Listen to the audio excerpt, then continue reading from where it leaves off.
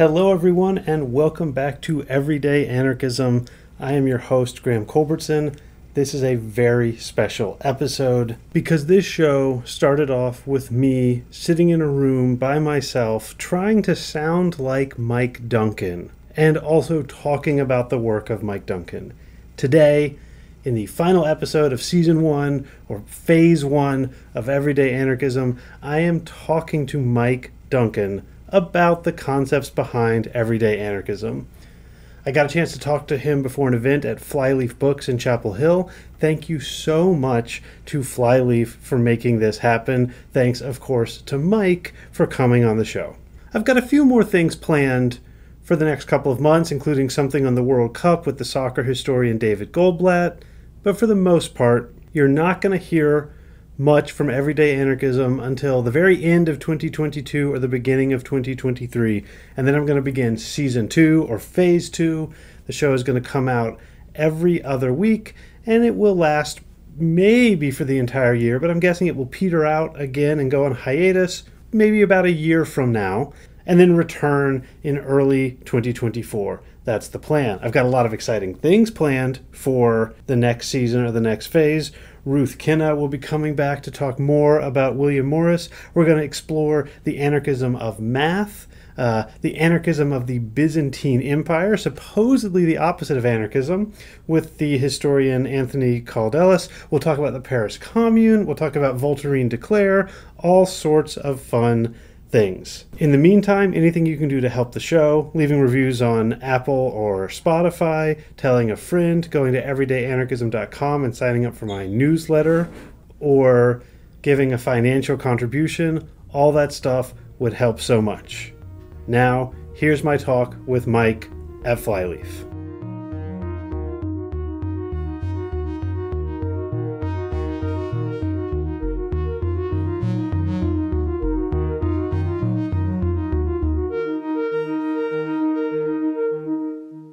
Welcome back to Everyday Anarchism. Mike Duncan, did you know you were on the podcast Everyday Anarchism right now? I have recently become aware that I am on the podcast Everyday Anarchism.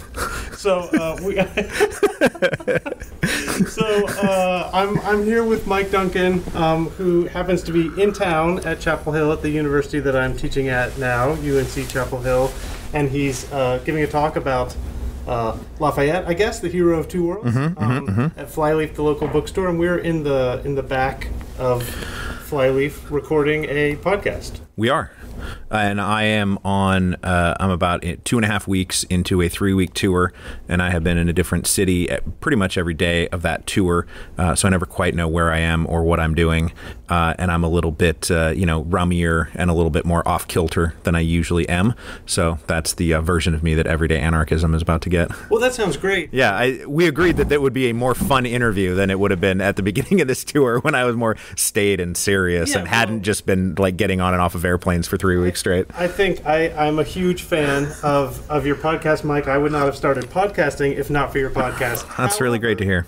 You do have a more staid vibe than I do, and so I'm happy to have a less staid. Right? Yeah. This is a little bit of Mike Duncan after dark. It's very true.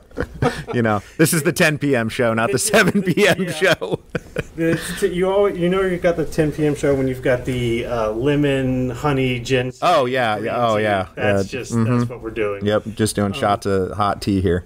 Okay, so I had a few topics drawn up that I didn't get a chance to share with you, but I was going to start by talking to you about, I want to see if you had anything to say in terms of anarchism and the Russian Revolution. I thought we could start there if you want to. I was very unhappy at how little Kropotkin was in the Russian Revolution. I understand that he was living in England, man. He was writing. He's very popular in the Anglo sphere, and I think that when it comes to his actual influence in the Russian Revolution, it is less pronounced than I think that other strains of anarchism and other leaders of anarchism. I think that I love Kropotkin. I've read lots of Kropotkin in my life, but I just kept not seeing him him show up in kind of the reading lists of these various groups, or like who was actually influencing their thinking. And so, obviously he comes back after the revolution and he dies there, and there's some very nice things that go on between him and like Emma Goldman and stuff. But he didn't show up, and I'm sorry about that. Everyday anarchism. Yeah, I mean, I think you're right in terms of the events that you're covering. It is after the second Russian. If there's the one in 1905, and then there's the two. There's two, revolutions, right, later on. So it's the Kerensky, after the Kerensky Revolution, provisional government, whatever we're calling it, that Kropotkin shows up and is briefly more influential, although it's pretty brief. He's old at this point. He's past his prime. He'd been living most of his life, in exile in various forms, and all of his books had kind of been written by that point.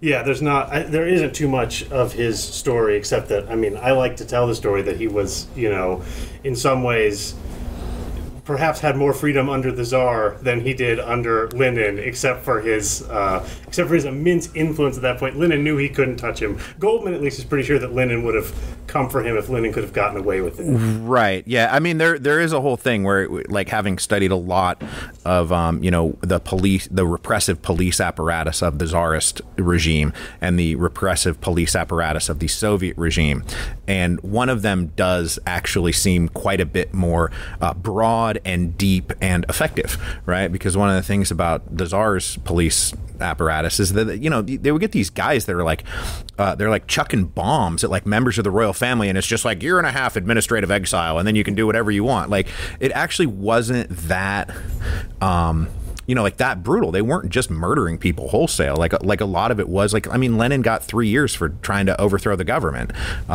So yeah, I think that's probably true, that Kropotkin had it easier under Tsar Nicholas than he would have under Lenin.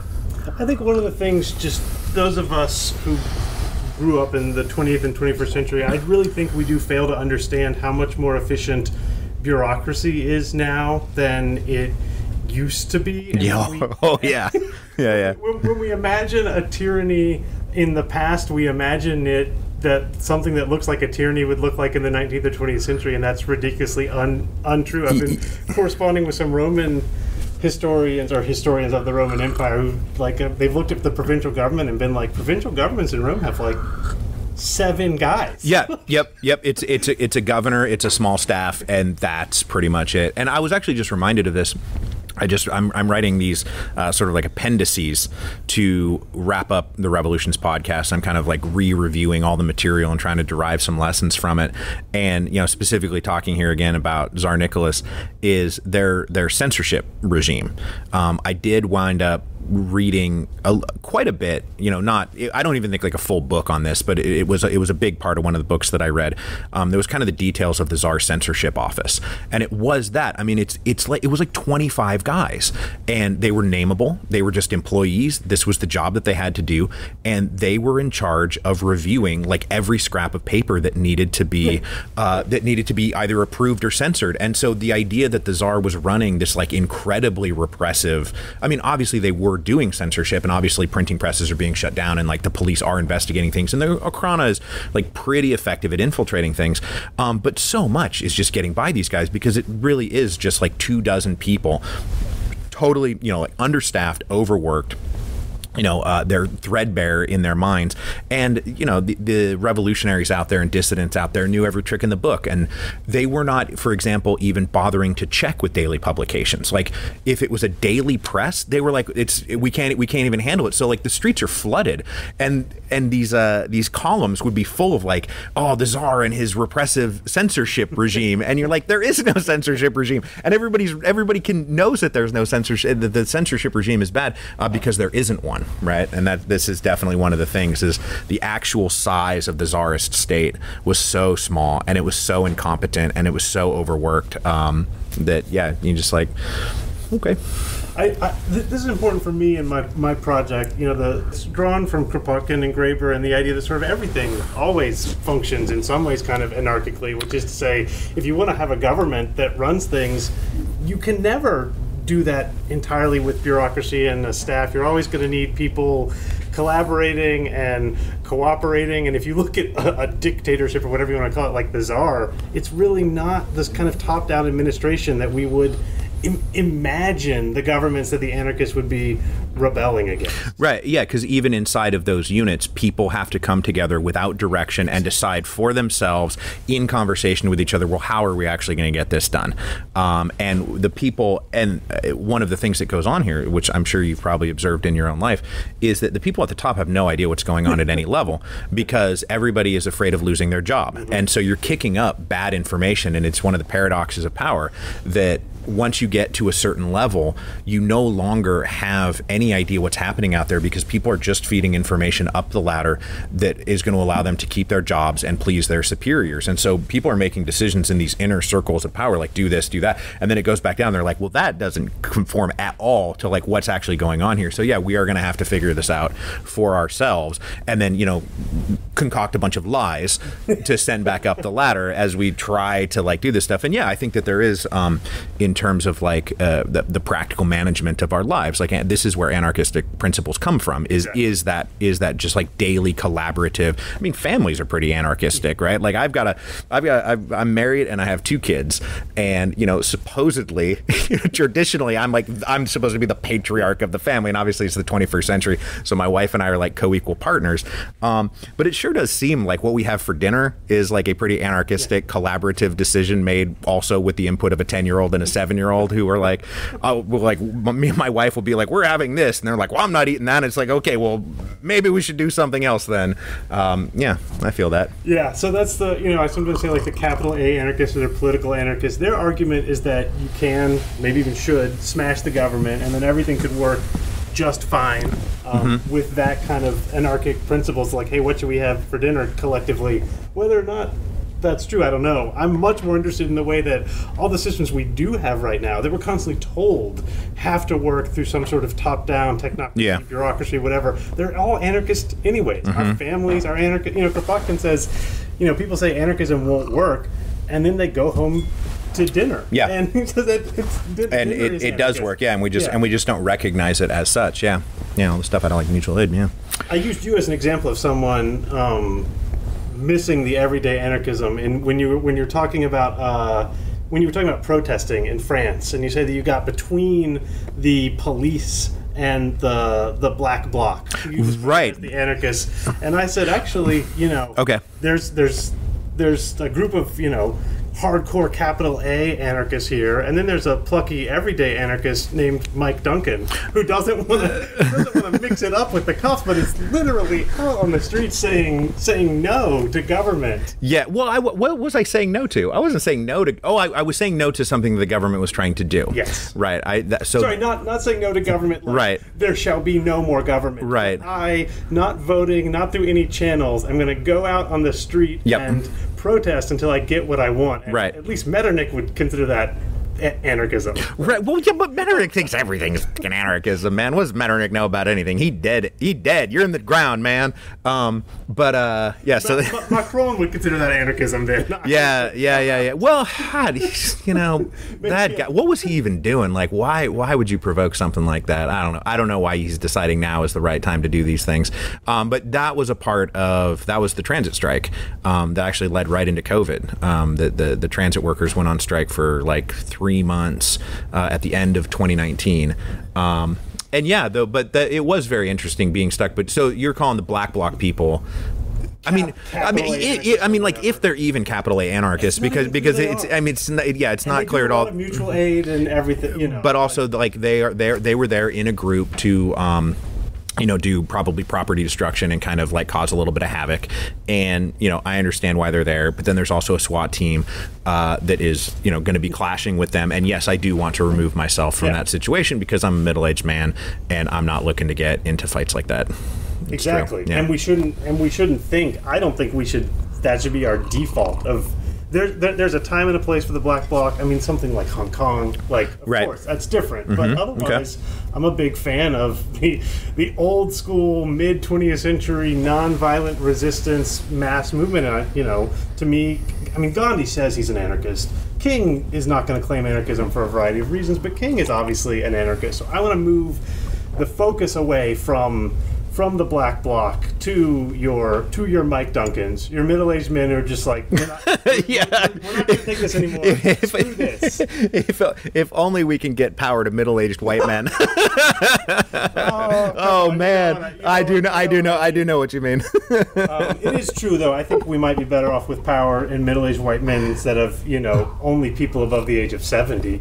Oh no, that's actually really true, and that's actually come up a couple times on this tour that I've been on. And people have been like, "What do you think about what's going on?" And it's like, one of the things I think is going on is that the leadership is all 85 years old, and we do part of our dysfunctional political system is, I think, the gerontocracy that is settled in, and I think that those decisions that are made at the very, very tippy top of our system right now are being made by people who are so like fundamentally like out of touch, and not in an unreasonable way. Like, I don't mean like you're so out of touch like as a pejorative. It's just like you're 85 years old, and if you're still having your emails printed out for you, like, it's time to pass the reins to people who understand that climate change is the thing that matters, that economic inequality is the thing that matters, that we've got a homelessness crisis that is like, sweeping this country. I've been everywhere now, and I was up in Portland, and I was in Seattle, and I was in Denver, and every place that I have gone, I was in Austin, and I see this every single place that I go.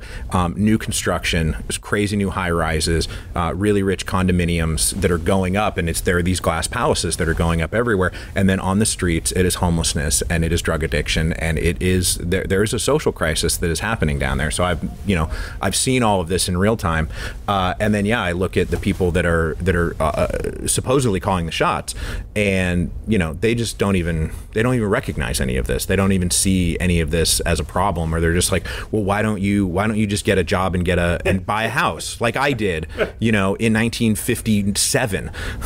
The one exception for me, I mean, you're welcome to disagree, is like Joe Biden is so old that he thinks he's living in the New Deal era, and that in fact this is true. This is actually a really interesting thing. I went up to Maine. And I was the keynote speaker for like a gala fundraiser for the Henry Knox Museum. They invited me up here, and it was these very nice old people who were doing this benefit and who summered up in Maine. Like, just imagine the kind of old people who summer in Maine. These are the people who are hosting me, and most of them were Republicans. And I'm talking to them, and they're feeding me their version of what America looks like. The cities are in decay, and we're being overrun by illegal immigrants, and I'm sort of like nodding along with this. And one guy actually said, and why couldn't, we got to finish the wall. And this is the point where I stopped being polite and just burst out laughing. And I was like, what are you talking? No, the wall, what the fuck are you talking about, man? But one of the things that happened in there is I started talking to them about what I've seen out there on the road, and putting it in New Deal terms. Like, what we need is a robust government response to this social crisis. Like, you're saying that America is falling into decay. What if I granted that proposition and told you that a very good solution to this is the New Deal? And they all grew up in the 40s. And so they grew up under the umbrella of the New Deal. And when I put it in those terms, they were like, oh yeah, because when they think back nostalgically on their childhoods, that is the New Deal era. This is an era of big government. This is an era of mass unionization, which right now they would probably all say that the unions are the death of America. But it's like, when you chart their description of the decline of the United States and you chart the decline of union membership in the United States, they sync up. I don't know if anybody's ever noticed this out there on the right, but they do sync. I mean, it's obviously a correlation that has a little bit of causation, because we lost a robust middle class and institutions that actually fight for people that are not at the very tippy top of the socioeconomic ladder. Yeah, that seems so obvious, and it does seem like that. People are wandering around looking for an answer to this problem, and I mean, I have lots of answers. I have more futuristic type ansers, like UBI and that sort of thing. Sure. But it just seems like the fucking New Deal. Run that shit again. Just let's. A lot better than what we got. And and I would love to see it, because right now I don't see sort of this. We're living in this like post neoliberal era where I think that to the extent that neoliberalism had answers to anything, they've all petered out. It's just clear it's a dead ideology that's not really doing its work. And this, I was just talking to my friend who lives in Atlanta, but we lived in Washington, and he grew up in Portland. So that's where we're from, is the Pacific Northwest. And so when we look at Seattle and we look at Portland, we see places that, Microsoft came into, Amazon came into, these major tech firms. This is the same thing that's going on in San Francisco. And the cities that we grew up in have become just like exponentially wealthier than they were, to the extent there's a GDP. I guess it wouldn't be gross domestic product, but like to the extent that there is a wealth measure of, say, King County, which is where Seattle is. It's grown so much.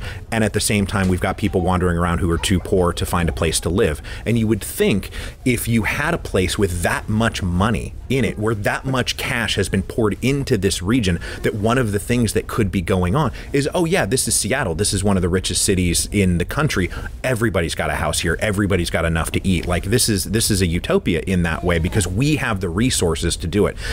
Jeff Bezos has the resources to make Seattle a humane place to live, and instead it's the other thing. So clearly relying on like the benevolent generosity of billionaires to answer our social problems, we can see in real time that it is failing every day. It is not getting any better. And until there's some kind of, and this is where, look at where we are now, man. We're supposed to be talking about anarchism, and I'm getting ready to pitch you again on a large scale government intervention, because this is sort of where my values always wind up taking me, because I'm not sure that a completely sort of decentralized, like non-existent state apparatus is going to solve the problem that I see, which is having dignified lives for every citizen and every human being that's on this earth.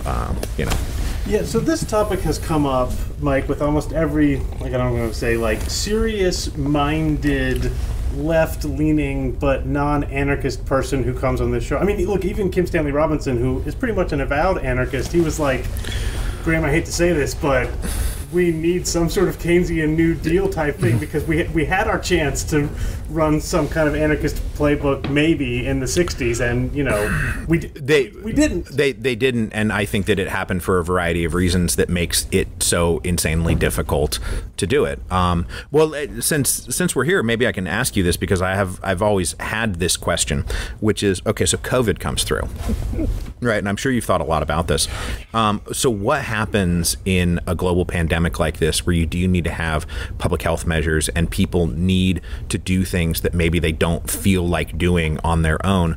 And it does, like when I was going through 2020 and 2021, it did seem like, I don't need like a coercive police state, running. But as we decided, like, there is no such thing as a truly coercive police state in that way. But if America had left decision making to all individuals, like, doesn't COVID just sweep through us and annihilate us because there aren't enough centrally agreed upon rules that are being handed down and enforced to keep public health the way it is? So what's the anarchist answer to COVID? So I have a short, again, this came up a lot in the early days of this podcast. Yeah, I'll bet. I'm not a religious listener of the show, so I haven't listened to these episodes yet, and I'm very sorry about that. I will certainly, if you want to just direct me to the episodes where we talk about this. Yeah, no, I mean, it's good because, so actually I had my dissertation director on the show, and he and I, hashed this out. Okay.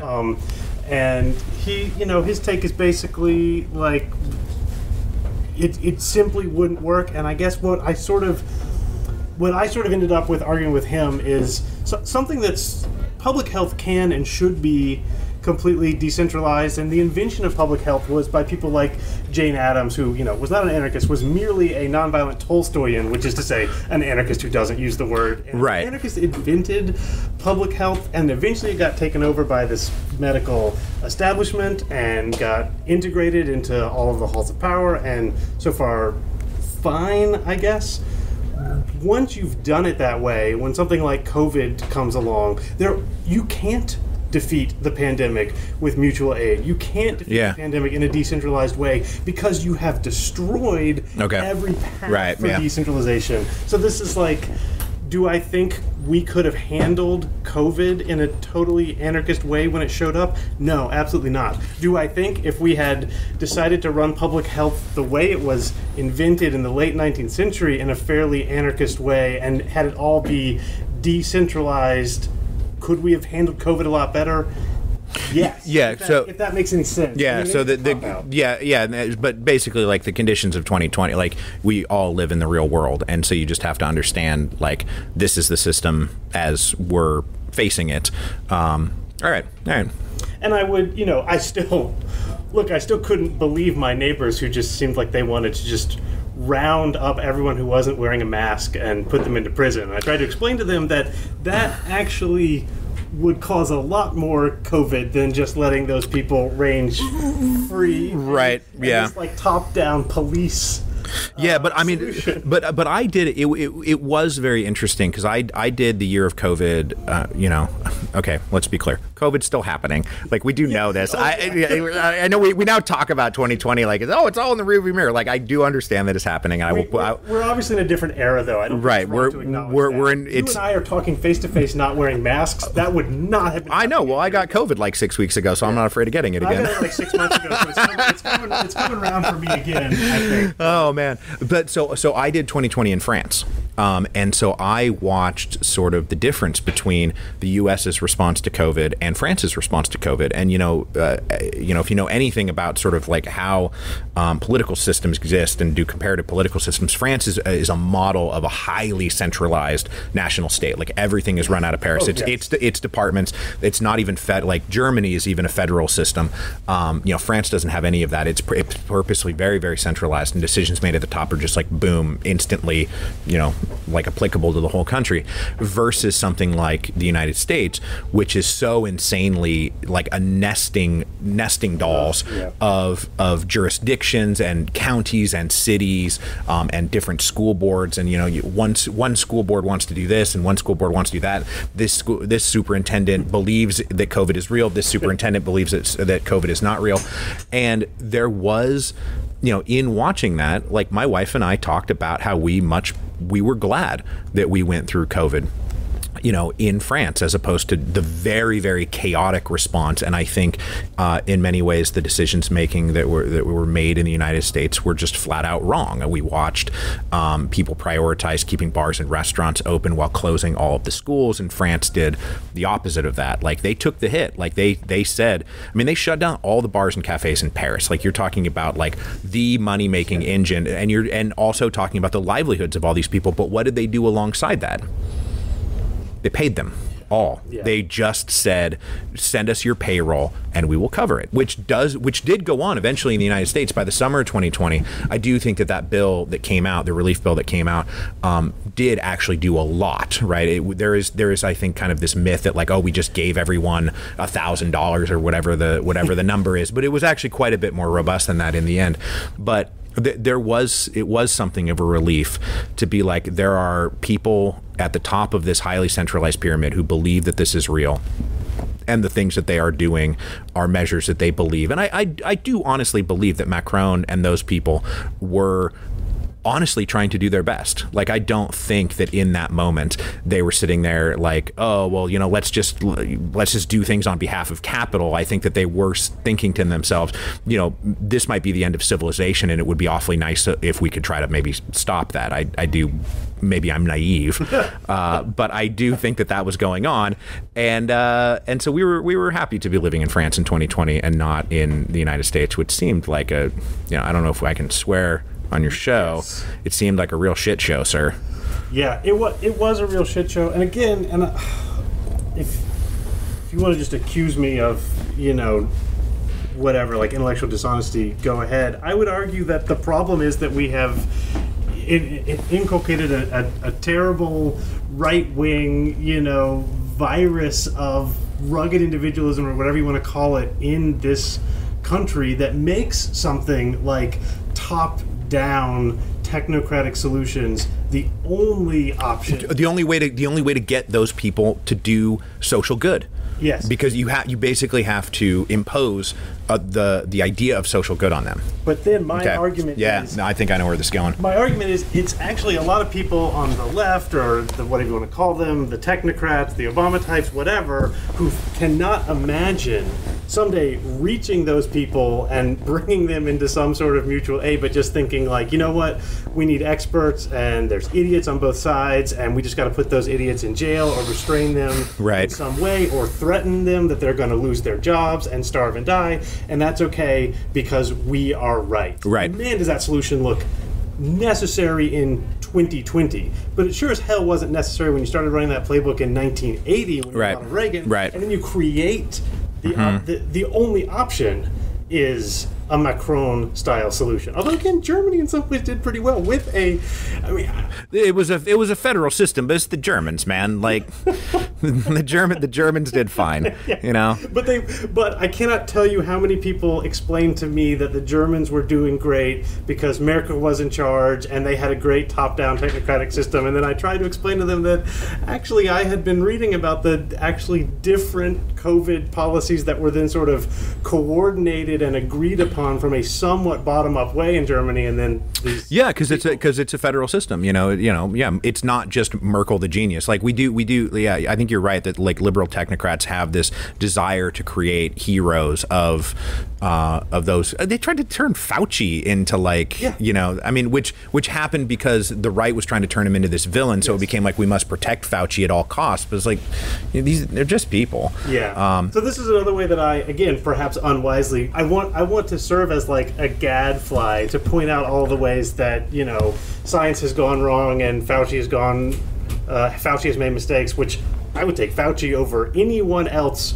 in terms of making decisions during the pandemic. But he's not a fucking saint. Exactly. He's not. We should not worship him. We should not worship science. We should not worship Barack Obama. We should not worship the Democratic Party. We should not worship Vladimir Zelensky. But I see Team Red and Team Blue, and of course I'm going to throw my lot in with Team Blue. But I don't want to be on a team in that sense in either way. And I feel like the average moderately affluent, highly educated, white liberal in my position does just want to be in that team and would maybe be happy with the new Civil War if they were sure they were going to win. I mean, maybe that's going too far, but sometimes doesn't it seem to you like the left-wingers wouldn't mind an American Civil War also, or at least they would be happy if Texas sank into the ocean? Yeah, I mean, the people who I see eager for a civil war are on the right. Okay. Sure. Like more than the left. What I see on the left, and not really in really left spaces, you don't see it. Like I don't really get it that much. Right. But there is that sort of from centrist liberals being like, oh, maybe we should just let the Confederacy secede. Yes. I'm so sick of dealing with these people. Why not just let them go? And you're just like, do you know how many good people you would be trapping behind the lines if you did something like that? And this is like why I don't want a civil war. Yeah. Why I'm not sitting here saying we need a national divorce, because the divide in this country, in the United States right now, seems to be very like rural urban. And Atlanta exists, and here we're in Chapel Hill. This exists. Austin exists. People in Houston exist. And if you just say oh yeah, Texas, go off and do whatever you want, and not even have anything resembling a civil rights regime keeping Abbott in check, I'm not willing to cast those people into the sea like that just so that I can have so I can feel like I don't want to deal with that problem anymore. So I see it being said, but I don't think that any white affluent liberal actually wants civil war, because... But they do want the moral high ground in a way that I don't want to cede them. Yeah, well, they've certainly got the moral high ground over most of the Republican Party. Yeah, I mean, not all of them, but for sure they do. But the myopia that exists in that group, and I say this knowing these people very well because this is where I come from. Yeah. These are my people. Yeah. Is that they want to have the moral high ground compared to everybody, and they're like, we're right, and because we are opposing the Republican Party, that means that whatever we believe must be the best and greatest thing that is out there. And I think that that's not actually true, and they are as open to critiques as anything. The idea that we're so smart and they're all so dumb is one of the things that I think undermines, I think, what you're talking about, which is a kind of a general social solidarity and mutual aid, where if you're walking around thinking that this person that I'm talking to is stupid and needs to be told what to do because they're so dumb, as opposed to engaging with them and figuring out a solution to some local problem or something that we're talking about, that they are a peer and an equal, as opposed to a subordinate and an underling, or oh, well, you've only got a GED and I've got a master's, so that means that I'm in charge. There are lots of situations that I have been in with my advanced degree where I'm absolutely looking to the dude with the GED to lead the way on something because I don't know anything about how to get across this river, let's say. And I think that does go on a lot, and there is a kind of a passive aristocratic mentality that is destructive of the kind of mutual aid that you're talking about, which I think, getting back to like your rugged individualism that America has, is liberalism does celebrate individualism so much. But we can't, we can get back to what, and this is straight out of Bakunin, which is that we can't be individuals unless we're in a group. Mm-hmm. Yes, where exactly. if you take a human being and just stick them in the wild as an individual, first of all, they're dead in like 2 days, right? They're not actually going to live through that. But unless you have somebody to talk to, unless you have language to actually express your thoughts, unless you're able to get other things that express your own individualism, you need a group. You need to be in a group to have something like that happen. And that's the part that America is missing, is not individualism solely as, I'm going to get mine, and this is a fight tooth and nail of all individuals against all individuals. That's not actually how humans work, and that's also not how we've been evolutionarily selected. If the true rugged individualists of our gene pool were weeded out like 5 million years ago because they were like, I'm going to go do my own thing, and then we never saw them again because they just wandered off into the forest and died. Well, the people who stuck together and worked together actually made the species into a virus that took over the entire planet and then ruined it. Oh,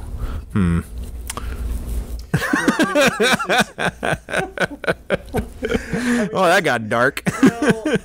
Look, this is in my thoughts lately, certainly. The only thing I want to say to add to that is just like before we get to the extinction of the species, I do want to, using arguments made by people like Richard Rorty or Nancy Fraser, blame, the white, well, it doesn't have to be white, but mostly white meritocratic elite who did not mind at all that what is now called the white working class, or real Americans, or formerly the yeoman farmer, whatever you want to call them, did not mind their livelihoods being destroyed by Wall Street in, the 90s and the 2000s. The professors and the lawyers and the doctors did not lift a hand to help the people who were losing their jobs to, corporate capitalism. And then when those people, the people who are the villains in this, to America's side, rise up, I like to be in the position to say, these people are in many ways horrible and maybe they are deplorable,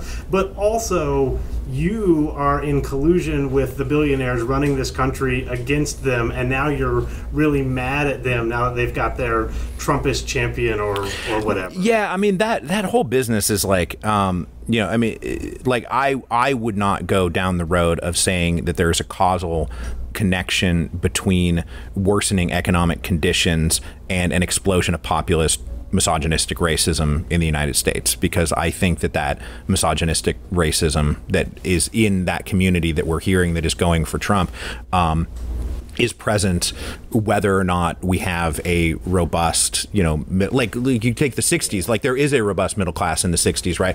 All these people did have really good jobs, and all of them were also like, damn Polacks, they're ruining everything, right? They were like, they hated Poles on top of everything else, which like doesn't make a whole lot of sense.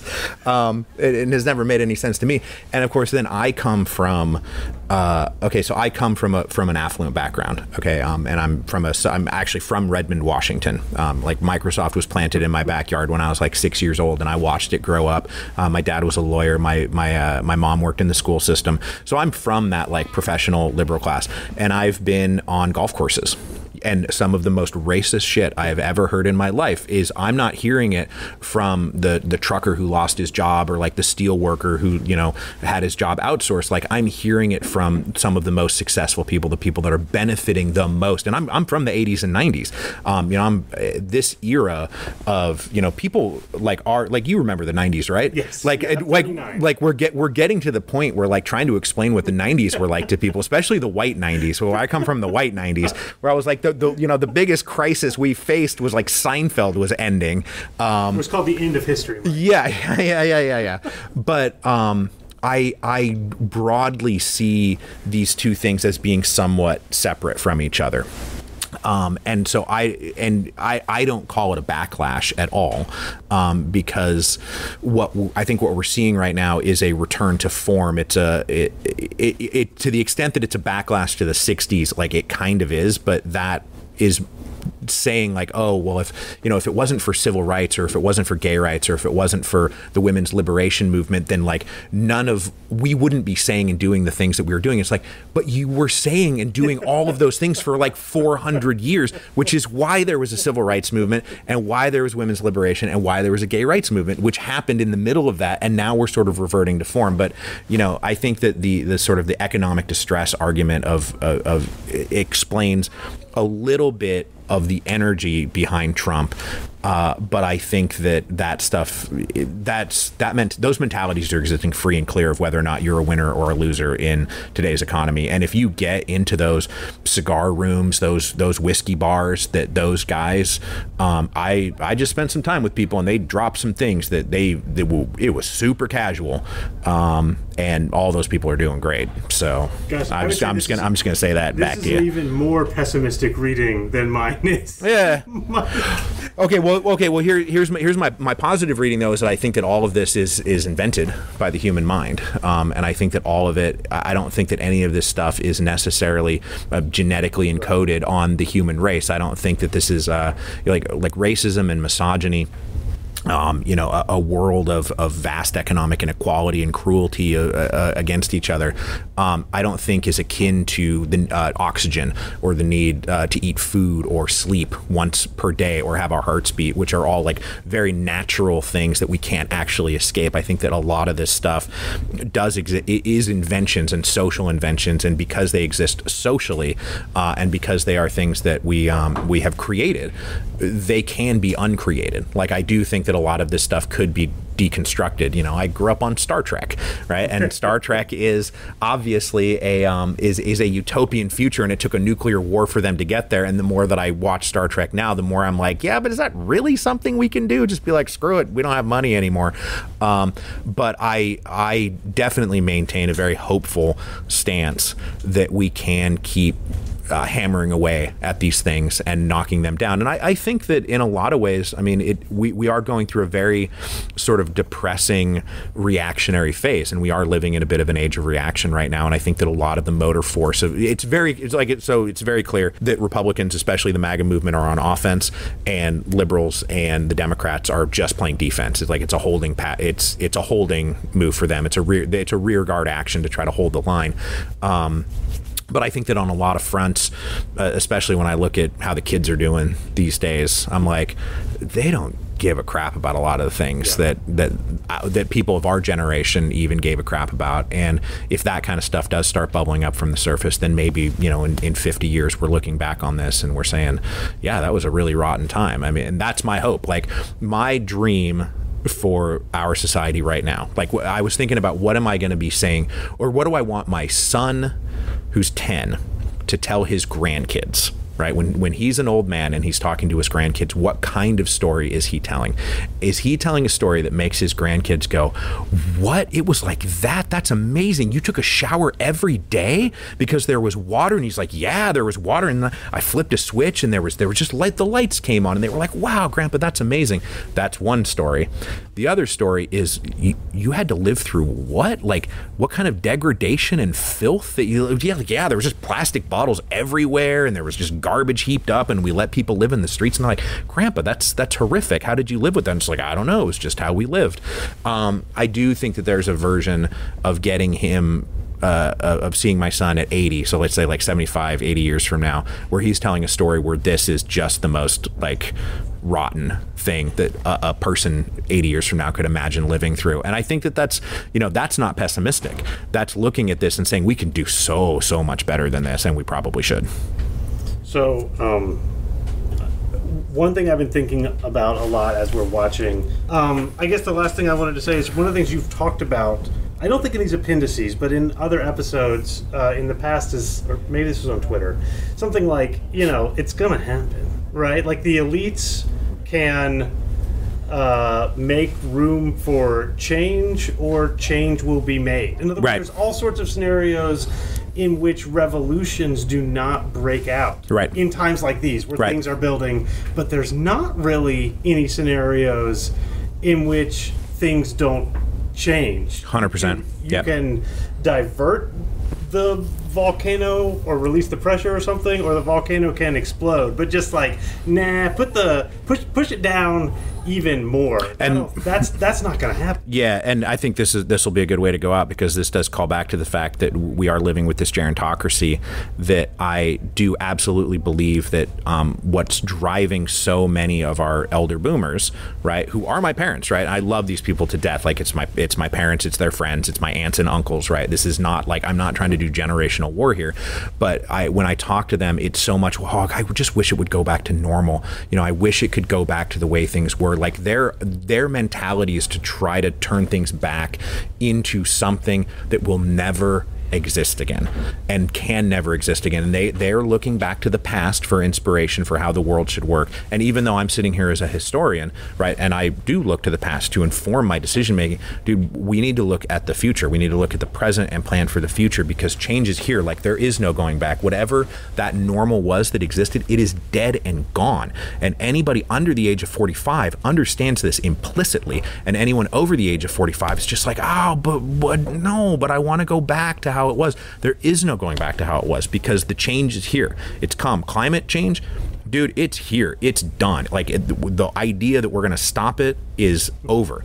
The idea that we are going to live with it and navigate it is, that's the great question of our age. And if we stay rigid and try to keep going backwards, then yeah, it's going to explode into a big, bloody, chaotic mess, which I don't really want. But if we recognize it, and navigate it, and then maybe we can manage our way through this thing and try to get my son sitting telling his grandkids about how shitty it was when he was growing up and how much better things are now. I don't know. That is maybe a little naive, but it's the hopeful beacon that I have to sort of look forward to. We're hopefully heading to the United Federation of Planets. Right, always. You may be the great neoliberal behemoth that just goes around and incorporates people against their will. It's what I love about Deep Space Nine. Deep Space Nine, and I won't give a spoiler, but it's all about trying to force Bajor into the Federation. And at the end, they said no. They rejected the Federation, and it was great. I love Star Trek: The Next Generation, but man, is it also a technocratic? You got to watch TNG alongside DS9, yeah. And then you'll get the Maquis and Eddington, actually criticizing, what the Federation stands for. The final one, it's not Star Trek, is Babylon 5, which is like the UN in space. It takes the politics of Deep Space Nine to a whole other level. All right. Yeah, they're kicking us out of here. I'm really glad to be here. Signing some books or something. Enjoy your talk. I'm going to hit. This has been Everyday Anarchism with Mike Duncan. All right. All right. That is a wrap for my conversation with Mike Duncan, and a wrap for Phase 1 of Everyday Anarchism. You'll hear from me a couple more times in the next few months, and then I'll be back with Phase 2. Thank you to everyone who listened, who shared, who donated, who left ratings, and of course, to the person who made all this possible, thank you to David Hill for giving me the theme song that, for many of you who email me, is your favorite thing about the show. It might be my favorite thing too. Here's that music.